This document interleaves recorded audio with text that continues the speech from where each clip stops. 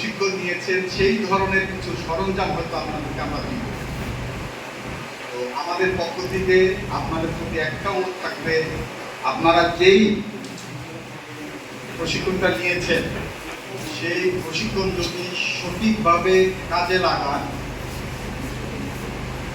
এবং সঠিকভাবে যদি কাজে লাগান আপনাদের উপকার হবে, অপকার হবে না। আমি দেখতে পাচ্ছি যে আপনারা প্রশিক্ষণের সময় এখানে অনেক কিছু আপনারা যেগুলি শিখেছেন সেগুলি ডিসপ্লে করেছেন। পাশাপাশি এখন ডিজিটাল যুগ, আপনার ওয়েবসাইটে গেলে, আপনার ইউটিউবে গেলে বিভিন্ন ডিজাইন আছে, নতুন নতুন ডিজাইন আছে। যেহেতু আপনারা প্রশিক্ষণপ্রাপ্ত, আপনারা সেই ডিজাইনগুলো দেখলেই বুঝতে পারবেন যে এই কাপড়টার ডিজাইন কেমন হবে, কেমন আমরা সেলাই করতে পারবো।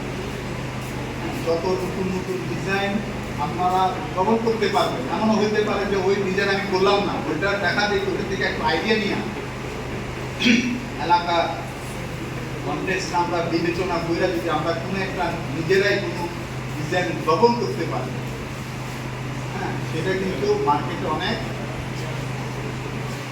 বিক্রি হবে। একটা ভালো একটা লেসন শিখলাম, তাই না? ঠিক কিনা? আবার আমরা কি লিখি? M D. ধরো আমার নাম Mohammad Moazzem Hossain. M R D দিয়ে আমরা কি বুঝাই? মোহাম্মদ। বলার সময় এম ডি মোয়াজ্জেম হোসেন বললে হবে না, বলার সময় বলতে হবে মোহাম্মদ মোয়াজ্জেম হোসেন।